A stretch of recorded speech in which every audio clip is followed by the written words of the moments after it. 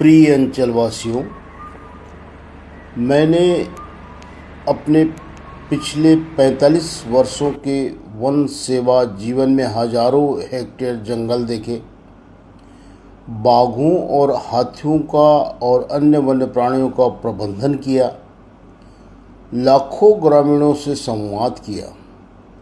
लेकिन एक बात धीरे धीरे समझ में आई, जंगल का प्रदूषण उतना खतरनाक नहीं है जितना मनुष्य के भीतर का प्रदूषण। और यही बात हमारे पूज्य दाजी ने मथुरा संदेश में हमें दिया है।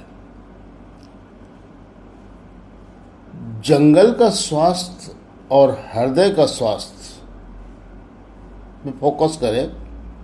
यदि जंगल में आक्रामक खरपतवार फैल जाए, हानिकारक खरपतवार फैल जाए, तो धीरे धीरे पूरा तंत्र प्रभावित होता है। उसी प्रकार यदि हृदय में अहंकार, क्रोध, भय, ईर्ष्या, स्वार्थ प्रवेश कर जाए तो जीवन का पूरा पारिस्थितिकी तंत्र यानी वातावरण प्रभावित हो जाता है। हमारे पूज्य दाजी कहते हैं कि बाहरी प्रदूषण आंतरिक प्रदूषण का परिणाम है। दूसरे बिंदु पर फोकस करें तो बाघ की उपस्थिति और भगवान की उपस्थिति को हम उदाहरण देते हुए समझे। जंगल में बाघ दिखाई देता है, लेकिन उसके पदचिन्ह, गर्जना, शिकार के संकेत और पूरे वातावरण से उसकी उपस्थिति महसूस होती है। उसी प्रकार हाथी के साथ में भी होता है और बिल्कुल उसी के प्रकार से भगवान भी हमेशा दिखाई नहीं देते, लेकिन प्रेम, करुणा, शांति और दया के रूप में उनकी उपस्थिति अनुभव की जा सकती है। तीसरा महत्वपूर्ण पॉइंट पे फोकस करें कि ग्रामीणों के व्यवहार से मैंने सीखा कि आध्यात्मिक विज्ञान को तो अशिक्षित ग्रामीण भी समझ लेता है। वह वृक्ष को प्रणाम करता है, नदियों को प्रणाम करता है, गाय को प्रणाम करता है और बाघों को तो शक्ति का वाहन मानता है और हाथियों को तो गणेश भगवान के समतुल्य स्थान देता है। वे किसी दर्शन शास्त्र की भाषा नहीं जानते, लेकिन वे प्रकृति की दिव्यता को महसूस करते हैं। यही दादी का संदेश हमको समझने पर मजबूर करता है। वह कहता है, संदेश बड़ा स्पष्ट कहता है कि जो मेरे भीतर है वही सबके भीतर है। चौथा बिंदु पे हम फोकस करें, अर्जुन और दुर्योधन का आधुनिक रूप यहाँ प्रशासनिक उदाहरण दे। सेवा जीवन में दो प्रकार के अधिकारियों को मैंने देखा। कुछ केवल संसाधन चाहते थे, पद, शक्ति, वाहन, अधिकार और आराम, और कुछ ऐसे थे जो सही मार्गदर्शन और मूल्यों को प्राथमिकता देते थे। महाभारत में दुर्योधन ने सेना चुनी, अर्जुन ने कृष्ण को चुना। आज भी जीवन में यही चुनाव हर व्यक्ति को करना पड़ता है और वही सफलता दिलाता है। अब आए अपने मुद्दे की बात, हृदय की कलीमन, हृदय की सफाई। वन विभाग की भाषा में हम इसे समझ लें कि क्लीनिंग अक्सर यूज़ करते हैं। वन प्रबंधन में यदि समय समय पर सफाई न हो तो जंगल में सूखी सामग्री जमा हो जाती है और बड़ी बड़ी आग लगती है।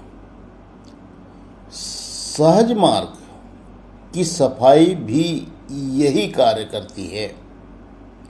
वह हृदय में जमा पुराने संस्कारों, दुखों, प्रतिक्रियाओं और मानसिक कचरे को हटाने की प्रक्रिया ही क्लीनिंग कहलाती है। अब ये करें तो कैसे करें? इसके लिए जरूरत पड़ती है, ध्यान आवश्यक होता है।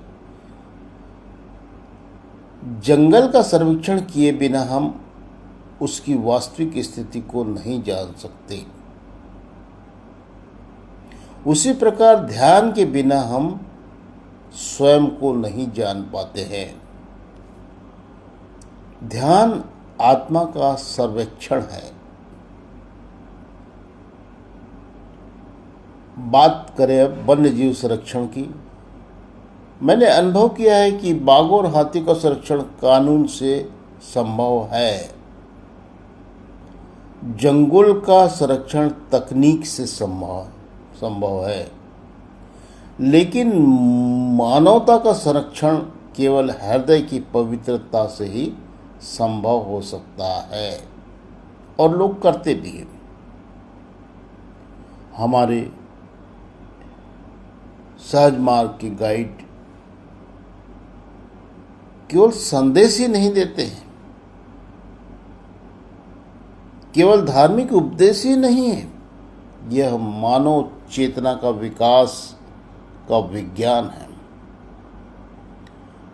मैंने जंगलों में एक सत्य देखा, जहाँ पर्यावरण शुद्ध होता है वहाँ जीवन फलता फूलता है। और मैंने ध्यान से दूसरा सत्य देखा, जहाँ हृदय शुद्ध होता है वहाँ भगवान स्वयं निवास करते हैं। इसलिए मेरा जीवन का अनुभव कहता है, जंगल बचाने से पहले अपने हृदय को बचाइए। हृदय शुद्ध होगा तो समाज शुद्ध होगा, समाज शुद्ध होगा तो राष्ट्र शुद्ध होगा।